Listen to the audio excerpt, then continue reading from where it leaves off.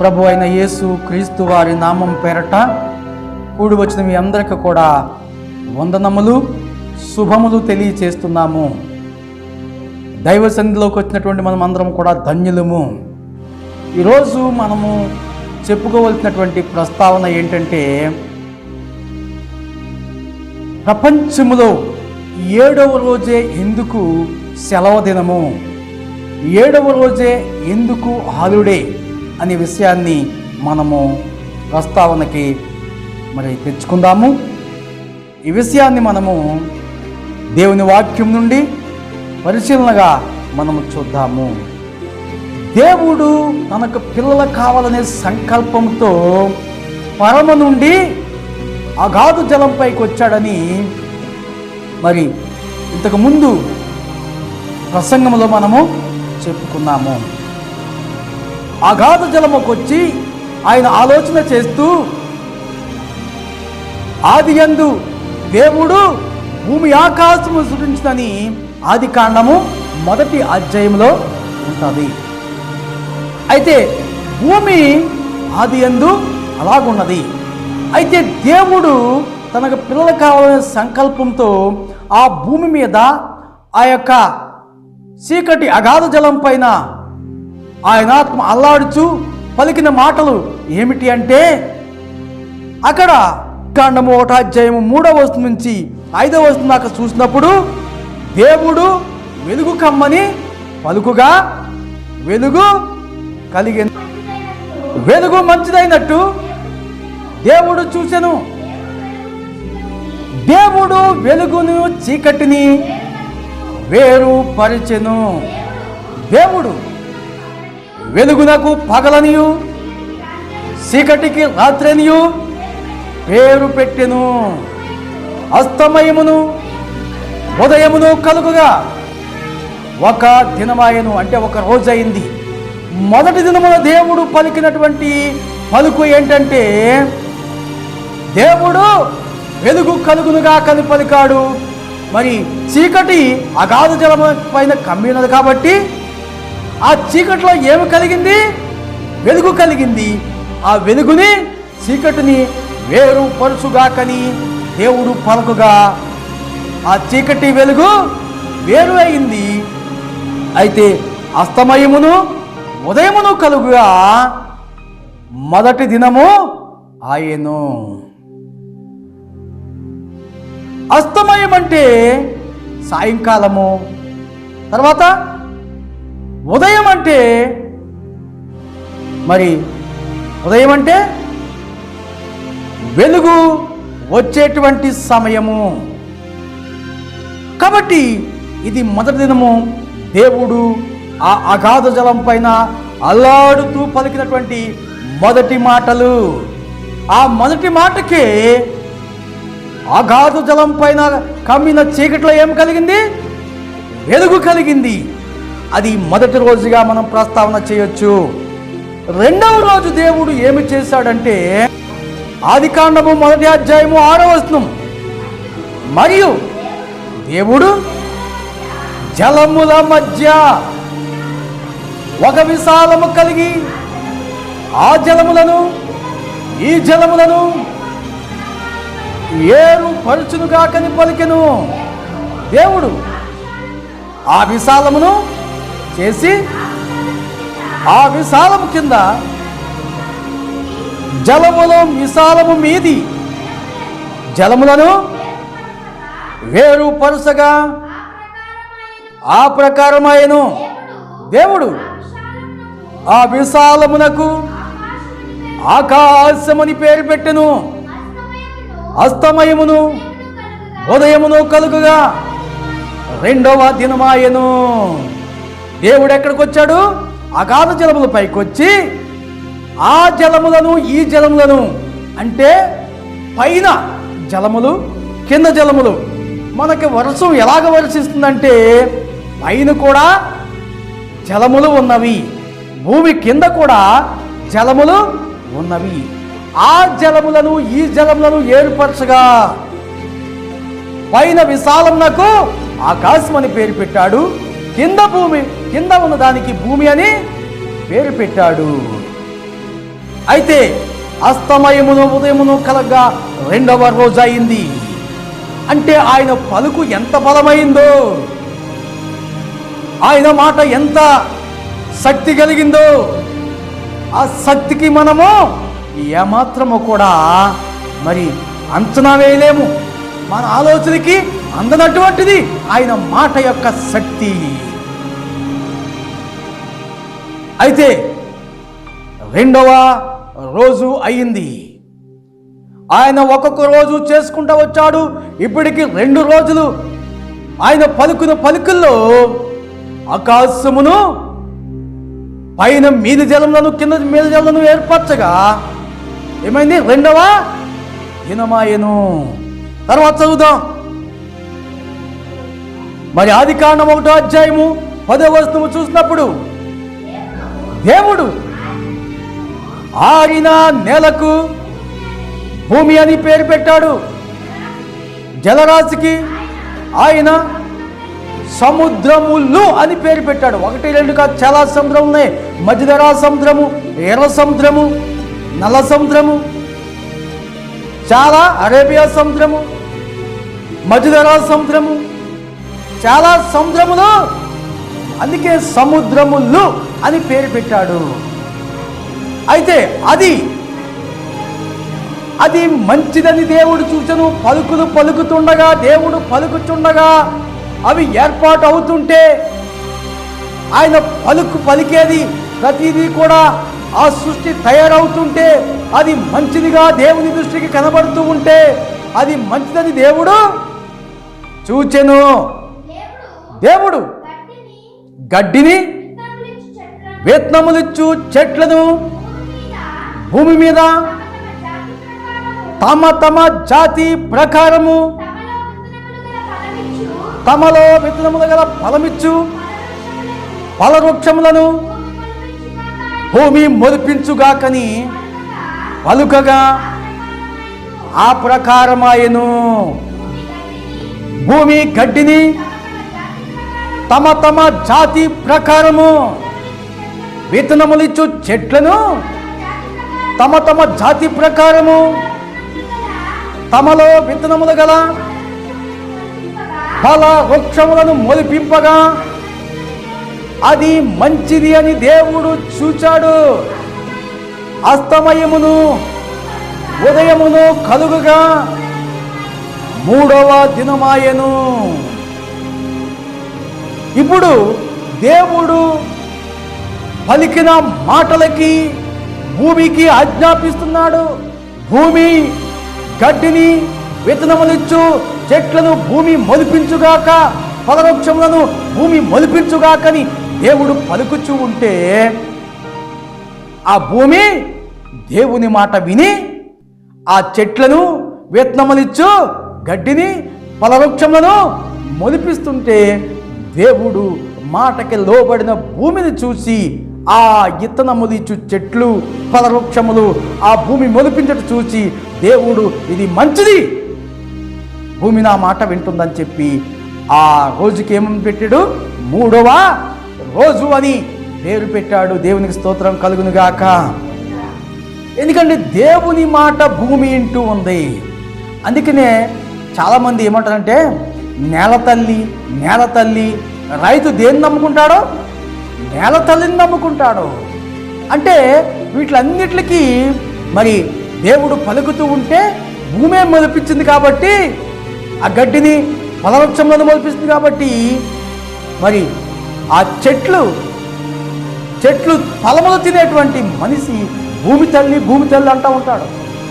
ఎందుకంటే మొన్న ఒక పాస్టర్ గారు చెప్తూ ఉన్నాడు, మరి ఆ యొక్క గూగుల్లో ఇవన్నీ ఎలా తయారు చేశారండి మీరంటే, గూగుల్ తల్లి ఉంది కదా, క్రోమ్ తల్లి ఉంది కదా అని చెప్తున్నాడు ఆయన. అంటే అందులోంచి ఏదైనా తీసుకుని మరి డిజైన్ తయారు చేయొచ్చు. అంటే వాటిలో అన్నీ కూడా ఈ యొక్క డిజిటల్ లేకుంటే ఆ ఇంటర్నెట్ వాళ్ళు అందులో అన్నీ సమకూర్చి పెట్టారు. దాంట్లోంచి మనం కావాల్సింది డౌన్లోడ్ చేసుకుని దాన్ని డిజైన్ చేసుకోవచ్చు. అయితే ఇక్కడ భూమి ఫలవృక్షములను మొలిపించుగాకని దేవుడు పలికిన తోడనే భూమి మొలిపిస్తూ ఉన్నది. అందుకనే మానవుడు నేల తల్లి ఉంటాడని నాకు ఇప్పుడు అర్థమవుతూ ఉంది. ఇప్పుడు కూడా మీకు అర్థమయ్యేటట్టు నేను చెప్తున్నాను. ఇలాగ 3వ రోజు అయింది. అయితే తర్వాత ఏమి జరిగిందో మనం చూద్దాం. ఆదికాండము 1వ అధ్యాయం 16వ వచనాన్ని మనం చూద్దాం. దేవుడు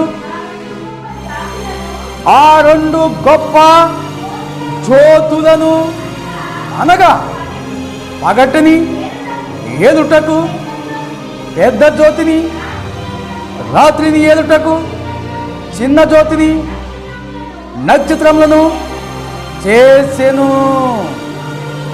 భూమి మీద వెలుగునిచ్చుటకును పగటిని రాత్రిని ఏలుటకును వెలుగును చీకటిని ఏర్పరచుటకును దేవుడు ఆకాశ విశాలమందు వాటిని ఉంచెను. అది మంచిదని దేవుడు చూచెను.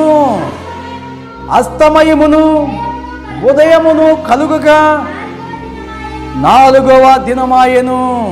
ఇప్పుడు చూడండి, దేవుడు మరి పగటిని ఏలుటకు పెద్ద జ్యోతిని, రాత్రిని ఏలుటకు చిన్న జ్యోతిని అక్కడ పెట్టాడు.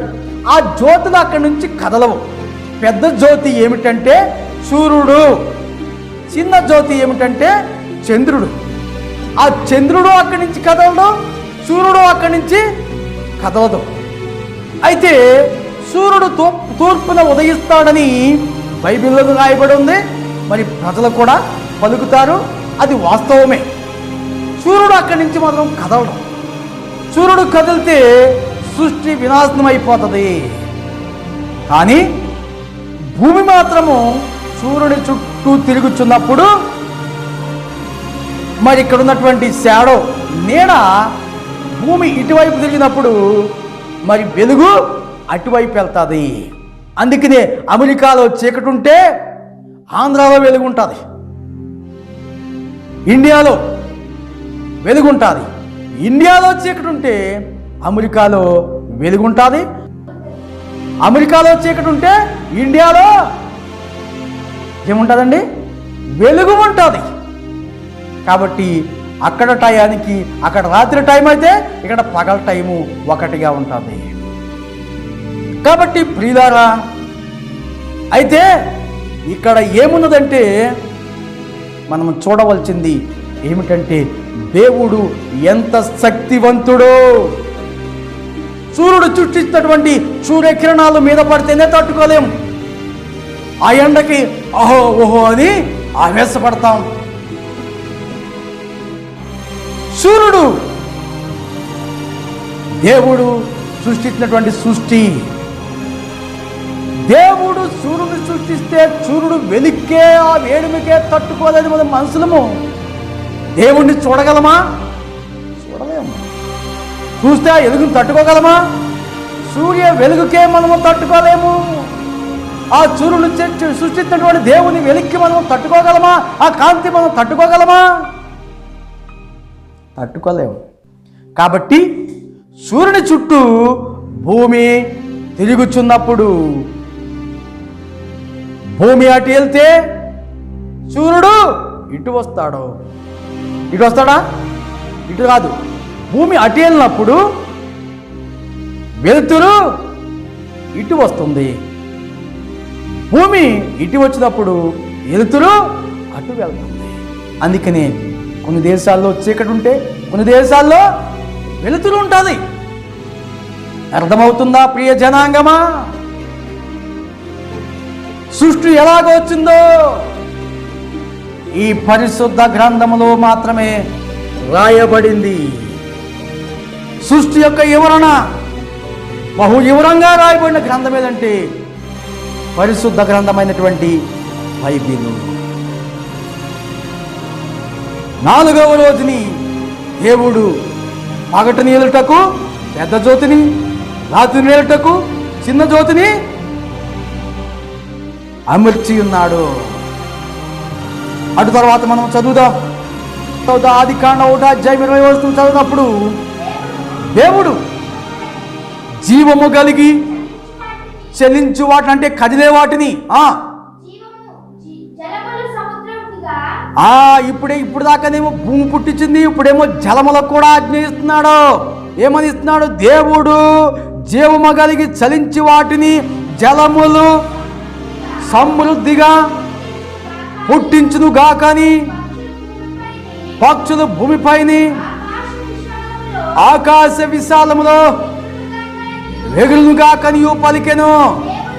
దేవుడు జలములలో వాటి వాటి జాతి ప్రకారము జలములు సమృద్ధిగా పుట్టించును. జలములు ఏం పుట్టిస్తాడు? మహామత్స్యములను, అంటే పెద్ద చేపలను, తిమింగలాల్ని, జీవము కలిగి చలించి వాటన్నిటినీ దాని జాతి ప్రకారముగా రెక్కలు గల ప్రతి పక్షిని సృజించెను. అది మంచిదని దేవుడు చూచెను. దేవుడు మీరు ఫలించి అభివృద్ధి పొంది సముద్ర జలములలో ఉండి ఇండుడనియు పక్షులు భూమి మీద విస్తరించును గాకనియు వాటిని ఆశీర్వాదించెను. అస్తమయమును ఉదయమును కలుగుగా 5వ దినమాయను. దినం అంటే రోజండి. మనిషి చచ్చిపోతే చేసే దినం కాదు ఇది. 5 రోజులకు చచ్చిపోయినాక దినం పెట్టుకుంటారు, అది కాదు. రోజు 5వ రోజు. ఇప్పుడు దేవుడు ఏం పలికాడు? జలములతో మహామత్స్యములను, చేపలన్నింటినీ జలములు పుట్టించుగాకండి. జలములు దేవుని మాటిన్నాయి. జలములో ఏం పుట్టాయి? మహామత్స్యములు, చేపలు, జలములు పుట్టించుగాకని, ఆకాశంలో పక్షులు కలుగుగాకని దేవుడు పలకగా ఆకాశంలోనేమో ఏం కలిగినాయి? పక్షులు కలిగినాయి. రెక్కలు కలిగినటువంటి పక్షులు. ఆకాశం కూడా దేవుని మాట ఉన్నది, జలములు కూడా దేవుని మాట ఉన్నాయి. దేవుని మాటకు లోబడి అవి పుట్టునుగాక అని చెప్తే అవి వాటి నుండి పుట్టినట్టుగా మనము వాక్యములో మనం చూడగలము.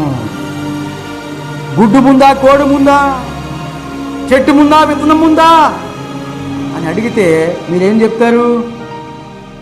కోడి ముందంటారు. ఎస్,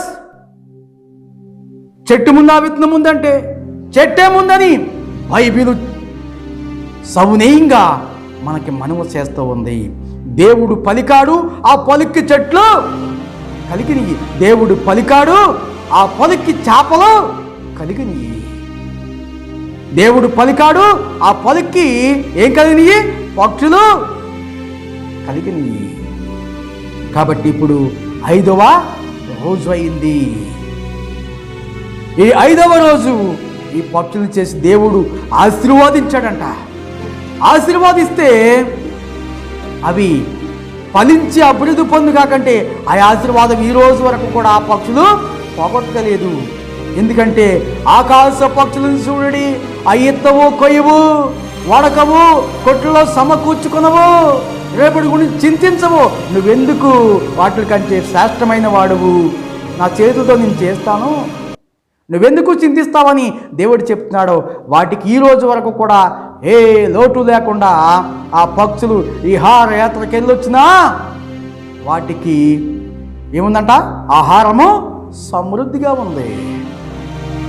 ఆదికాండం 1:24 నుంచి 31 దాకా చదివితే 6వ రోజు ఏం చేశాడో మనకు అర్థమవుతుంది. దేవుడు వాటి వాటి జాతి ప్రకారముగా జీవము గల వాటిని, అనగా వాటి వాటి జాతి ప్రకారము పశువులను, పురుగులను, అడవి జంతువులను భూమి పుట్టించుగాకని పలికెను. ఆ ప్రకారం ఆయను దేవుడు ఆయా జాతుల ప్రకారము అడవి జంతువులను, ఆయా జాతుల ప్రకారము పశువులను, ఆయా జాతుల ప్రకారము నేలను, రాకు, ప్రతి పురుగును చేసెను. అది మంచిదని దేవుడు చూచాడు. 6వ రోజు కూడా పురుగుల్ని నేల నుండి పుట్టించినట్లు చేశాడు. వాటి జాతి ప్రకారం అన్నిటిని నేల నుండి పుట్టించాడు. ఆ దేవుడు అంటున్నాడు, ఇప్పుడు అనుకుంటున్నాడు. ఇప్పుడు ఏమనుకుంటున్నాడంటే 6వ రోజుని మన స్వరూపమందు, ఆగండి, మన స్వరూపమందు మన పోలుకు చెప్పున. ఎన్నో వస్తుంది అది? ఆదికాండము 1:26 ఈ విధంగా అంటున్నాడు. ఇదంతా చేసిన తర్వాత ఇప్పుడు అనుకుంటున్నాడు, తన ఆలోచన ఏంటి? పిల్లలు కావాలనే ఆలోచన. ఆ ఆలోచన ఈ 6వ రోజులో నెరవేరుస్తూ ఉన్నాడు. దాన్ని ప్రాక్టికల్గా తన చేతులతో చేస్తూ ఇలాగ ఆలోచన చేస్తున్నాడు. అగాధ జలం పైన మన స్వరూపమందు మన పోలుక చొప్పున నరులను చేయదము. వారు ఇప్పుడు సృష్టించినటువంటి ఈ సృష్టిని అంతటినీ కూడా, ఈ 5 రోజులు సృష్టించినటువంటి సృష్టిని అంతటిని కూడా మరి వారు ఏలుబడి చేస్తారు అని ఆలోచన చేస్తూ దేవుడు ఏమనుకున్నాడండి? ఇప్పుడు మన స్వరూపము, మనంటే ఇక్కడ ఉన్నటువంటి మనం అందరినీ కలిసి మనము అంటాం. కుటుంబీకులందరూ కలిసి మన కుటుంబము అంటాం. దేవుడు మన అన్నాడేంటి? దేవుడు మన అంటే దేవుడు ఒక్కడే కదా. మన అని ఎందుకు అంటున్నాడు? మన స్వరూపము, మన పోలిక. దేవుడు తండ్రి అయిన దేవుడు సృష్టికర్తగా ఉన్నప్పుడు తండ్రి అయిన దేవుడుగా ఆ జలముల పైన అలాడుతూ ఉన్నాడు. దేవుడు 3 రకాలుగా ఉన్నాడు. త్రియేక దేవుడు, తండ్రి, కుమార, పరిశుద్ధాత్మగా ఉంటూ ఉన్నాడు. దేవుడు ఆత్మగా ఉండి ఆయన ఆ జలముల్లో పలుకుతున్నప్పుడు తండ్రి రూపమెత్తాడు. తండ్రి యొక్క మరి పేరులోనికి వచ్చాడు. ఎందుకంటే ఆదికాండము ఉత్పత్తుల గ్రంథము అని అంటారు. ఎందుకంటే దేవుడు పలుకుతున్నప్పుడు ఆది నుండి, భూమి నుండి కూడా, వెలుగు నుండి, చెట్ల నుండి, సముద్రము నుండి, ఆకాశం నుండి, ఆకాశంలో నక్షత్రముల నుండి, జలముల నుండి, జలముల్లో నుండి, జలసారముల నుండి, మహామత్స్యముల నుండి, పక్షుల నుండి, దేవుడి నోట నుండి ఆ పలుకుతోనే ఉత్పత్తి అయింది. కాబట్టి దేవుడు తండ్రిగా పరిగణించబడుతూ ఉన్నాడు. దేవుడి నుండే అవన్నీ ఉత్పత్తి అయినాయి. కాబట్టి దేవుణ్ణి తండ్రిగా పిలవడంలో న్యాయముందండి. తండ్రి అయిన దేవుడు అని చెప్పడంలో ఇది కరెక్ట్ అయిన పదము అని చెప్పవచ్చు. ప్రియులారా, ఇక్కడ దేవుడు పలుకుచున్నాడు, మన స్వరూపమందు మన పోలుకు చెప్పున. ఆత్మ అనే దేవుడు ఏమయ్యాడు? తండ్రిగా ఉన్నాడు. ఈ తండ్రి అనే దేవుడు అంటున్నాడు, మన పోలుకు చొప్పున మన స్వరూపమందు నరుని చేదుమనుకుని ఆ నరుణ్ణి ఏ విధంగా చేశాడో తెలుసా? ఇప్పుడు దాకా తన నోటితో పలికితే సమస్త సృష్టి కలిగింది. ఇప్పుడు దేవుడు తన చేతులకు పని చెప్తున్నాడు. ఏ నెలనైతే దేవుడు చేశాడో ఆ నేల నుండి తన హస్తాలతో ఏం తీసుకున్నాడంట? మట్టిని తీసుకున్నాడు. ఆ మట్టిని తీసుకుని ఏం చేస్తున్నాడో చూద్దాం. మన స్వరూపమందు మన పోలుకు చొప్పున నరులను చేయదము. వారు సముద్రపు చేపలను, ఆకాశ పక్షులను, పశువులను, సమస్త భూమిని, మీద బాకు ప్రతి జంతువును ఎరుదురు కాకనియు పలికెను. దేవుడు తన స్వరూపమందు నరుని సృజించెను. దేవుని స్వరూపమందు వాణ్ణి సృజించెను. స్త్రీనిగాను పురుషునిగాను వారిని సృజించెను. ఎలా సృజించాడంట? స్త్రీనిగాను పురుషునిగాను సృజించాడు. మొదట పురుషుణ్ణి సృజించాడు. ఆ పురుషుల్లోనే స్త్రీ ఇమిడి ఉంది. దేవుడే తల్లిగాను తండ్రిగాను ఉన్నాడు. తల్లిగాను తండ్రిగా ఉన్న దేవుడు ఆదాముని సృష్టించాడు. ఆదాములోనే ఆడదాన్ని సృష్టించాడు. ఆదాము నుండి పక్కటెముకను తీసి స్త్రీనిగా సృష్టించాడు. అందుకనే తల్లిగాను తండ్రిగాను ఉన్న దేవుడు, ఒకే పేరు కలిగిన దేవుడు. ఆయన పేరు ఎవరంట? శక్తివంతుడైన సైన్యములకు అధిపతి అయిన యెహోవా అని ఆయనకి పేరు. ఇంకా పేరుకు దేవుడికి పెట్టలేదు. మోసే కాలం వచ్చినాక దేవుడికి పేరు కలిగింది. ఆయన మహాశక్తి, ఆత్మ అయిన దేవుడు. ఆయనకంటే ఆత్మ, దేవుని ఆత్మ జలముల పైన అల్లాడింది, దేవుడు అని పేరు. అయితే తండ్రి అయిన దేవుడు, కుమారుడైన దేవుడు, ఆత్మ అయిన దేవుడు. ఇంతకు ముందు నేను యూట్యూబ్లో పెట్టిన ప్రసంగాల్లో తండ్రి ఎప్పుడయ్యాడు, కుమారుడు ఎప్పుడయ్యాడు, ఆత్మ ఎప్పుడయ్యాడు, ఇప్పుడు ఏ విధంగా ఉన్నాడు దేవుడు అనే మాటలు నేను ఇంతకు ముందు వీడియోలో చూశాను. అది మీరు ఆ యొక్క PGN ప్రేయర్ చర్చ్ అని పరిశీలన చేస్తే అందులో మీకు తెలుస్తుంది. ఇప్పుడు తండ్రిగా ఉన్న దేవుడు ఎవరిని చేశాడంట? స్త్రీని, పురుషుణ్ణి తన పోలికలో చేసి ఎప్పుడు చేశాడు? 6వ దినమున చేశాడు. ఇప్పుడు చేయబడినటువంటి సృష్టిని అంతటిని ఎదురడానికి తనకు కావలసినటువంటి ఆలోచనని తన చేతులతో చేసి అక్కడ పెట్టాడు. అయితే ఇప్పుడు దేవుడు ఆ మట్టిని చేసినటువంటి మానవుణ్ణి, మట్టితో చేసిన మానవుడికి ఏముదడంట? ఆ మానవుని యొక్క నాసికా రంధ్రాల్లో ఆ మట్టి బొమ్మకి ఏముదడంట? జీవాయువును ఊదగా నరుడు జీవాత్మాయను. ఏమయ్యాడు నరుడు? ఇప్పుడు కదులుటకు మానవుడికి, మట్టి దేహానికి శక్తి వచ్చింది, చలనం వచ్చింది. ఇప్పుడు ఆదికాండము 2వ అధ్యాయం 1వ వచనము 2వ వచనాన్ని మనం చదువుదాం. ఆకాశమును భూమియు వాటిలోనున్న సమస్త సమూహమును సంపూర్తి చేయబడును. దేవుడు తాను చేసిన తన పని 7వ దినములో సంపూర్తి చేసి తాను చేసిన తన పని అంతటి నుండి 7వ దినమున విశ్రమించెను. కాబట్టి దేవుడు ఆ 7వ దినమును ఆశీర్వాదించి పరిశుద్ధపరిచెను. ఎలయనగా దానిలో దేవుడు తాను చేసినట్టు, తాను సృజించినట్టు తన పని అంతటి నుండి విశ్రమించెను. దేవునికి మహిమ కలుగునుగాక. ప్రియ జనాంగమా, 7వ దినమును ఎందుకు సెలవు వచ్చిందో మీకు తెలుసా? దేవుడు 6 దినములు సమస్తాన్ని సృష్టించి 7వ దినమున మట్టి దేహమైన మానవుడికి తన ఊపిరిని ఊది దేవుడైన యెహోవా 7వ దినమున విశ్రమించాడు. అయితే ఈ మానవుడికి వచ్చినటువంటి ఆ ఊపిరితో దేవుణ్ణి స్తుతించాలని దేవుడు విశ్రమించాడు. కాబట్టి మానవుడు 6 దినములు పని చేసుకుని 7వ దినమున సెలవు తీసుకుంటున్నాడు, రెస్ట్ డే.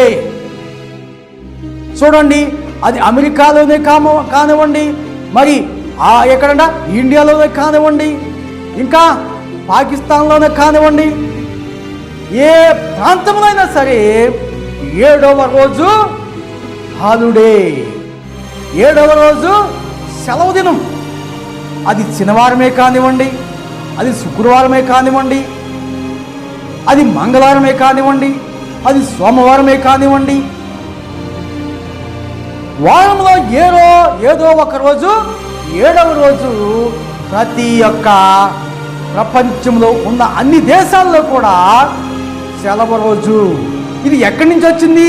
ఏ ప్రభుత్వం పాస్ చేసింది, ఏ ప్రభుత్వము మరి ఏ రాజ్యాంగంలో పెట్టింది అని చూడడానికి పరిశుద్ధ రాజ్యాంగంలో పరిశుద్ధమైన దేవుడు పెట్టిన దినాన్ని ఎవ్వరూ కూడా తీసివేయలేరు. మీకు అర్థమవుతుందా? అందుకనే 7వ రోజు సెలవు రోజు. ఏ ప్రభుత్వ నాయకుడు, ఏ ముఖ్యమంత్రి, ఏ ప్రధానమంత్రి, ఏ రాష్ట్రపతి, ఏ రాజ్యాంగము కూడా ఈ దినమును 7వ రోజుని సెలవు దినము కాకుండా చెయ్యలేరు. సృష్టి ఆదిలోనే దేవుడు 7వ దినమున విశ్రమించాడు. కాబట్టి ప్రపంచ దేశాలన్నిటిలో కూడా 7వ రోజు హాలిడే, సెలవు దినము, విశ్రాంతి దినము. ఎందుకండి స్కూలుకి పిల్లలు సోమవారం మొదలుకొని శనివారం వరకు వెళ్తారు, ఆదివారం సెలవు అంటారు. ఎందుకు 7వ రోజు సెలవు ఇవ్వాలి? 5వ రోజు సెలవు ఇవ్వచ్చు కదా, లేకపోతే 10వ రోజు సెలవు ఇవ్వచ్చు కదా, సరిసంఖ్యగా ఉంటుంది. 7వ రోజు ఏడుస్తూ ఎందుకు సెలవిస్తావు? దేవుడు మానవుడిని చేసినందుకు ఎంతో చింతించాడంట. ఎందుకంటే దేవుడు మాట మానవుడు వినలేదు కాబట్టి. అది విశ్రాంతి దినము.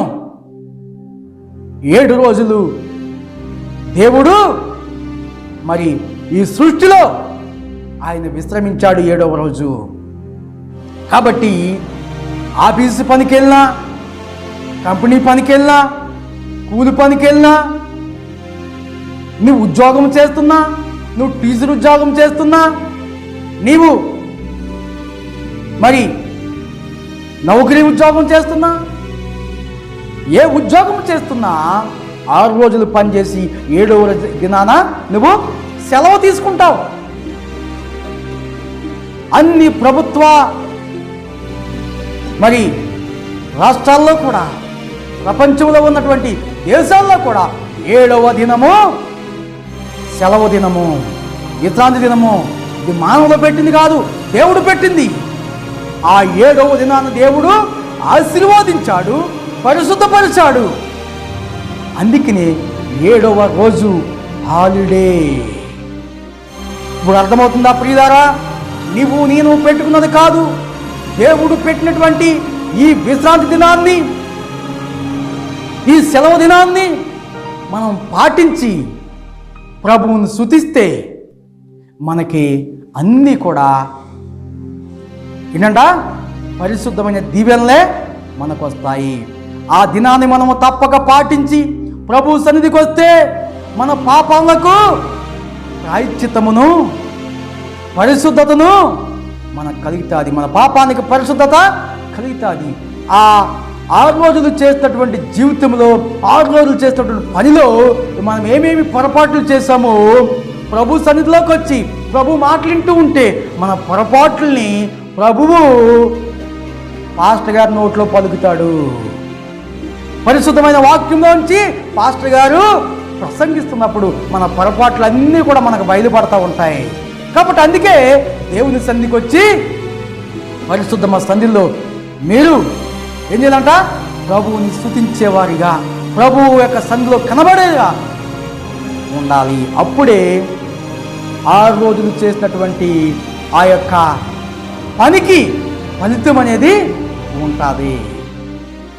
ప్రియులారా, అందుకనే ఈ 6 రోజులు పనిచేసి 7వ రోజు సెలవు దినము. ఈ సెలవు దినములో నువ్వు ఎక్కడ ఉండాలి? యేసయ్య సన్నిధిలో ఉండాలి. అది నీకు పరిశుద్ధమును, ఆశీర్వాదమును కలగజేస్తుంది. నీవు పొరపాట్లు చేస్తే ప్రభు వాక్యం ద్వారా ఆ పొరపాట్లను సరి చేసుకునే అవకాశము 7వ దినాన దేవుడు నీకు నాకు కలగజేశాడు. కాబట్టి మనము పరిశుద్ధ దినాన్ని మనం అపత్రపరిచే వాళ్ళుగా, పనికి వెళ్ళిపోయే వాళ్ళుగా ఉండకూడదు. వెళ్ళిపోతే నీ ప్రాణానికి నువ్వే ముప్పు తెచ్చుకుంటున్నావు. కాబట్టి ప్రపంచ ప్రజలారా, ఈ మాటల్ని మీరు పరిశీలన చేసి ఇది నిజమెంత అబద్ధమెంత అని ఆలోచన చేసి ఆశ్చర్యకరంగా కలిగించినటువంటి ఈ సృష్టిని దేవుడు చేశాడని జ్ఞాపకం చేసుకుని ఈ హాలిడేని దేవుడే ఏర్పాటు చేశాడని మీరు గ్రహించి దేవుని సంధికొచ్చి పొరపాట్లను ఒప్పుకుని పొరపాట్లు సరిచేసుకుని ప్రభు ఆశీర్వదించినటువంటి ఈ దినములో ఉన్నటువంటి దీవెన ఆశీర్వాదాలు పొందుకోవలసిందిగా ప్రభు పేరట మీకు మనవి చేస్తూ ఈ దీవెనలు వింటున్న మీకును ఇక్కడ కూర్చున్న వారికి ప్రపంచ ప్రజలందరికీ ప్రాప్తించాలని ప్రార్థిస్తూ ఈ మాటలు ముగిస్తూ మిమ్మల్ని దీవిస్తున్నాను. దేవుడు ఈ మాటలను దీవించి మన జీవితంలో ఫలింప చేయునుగాక.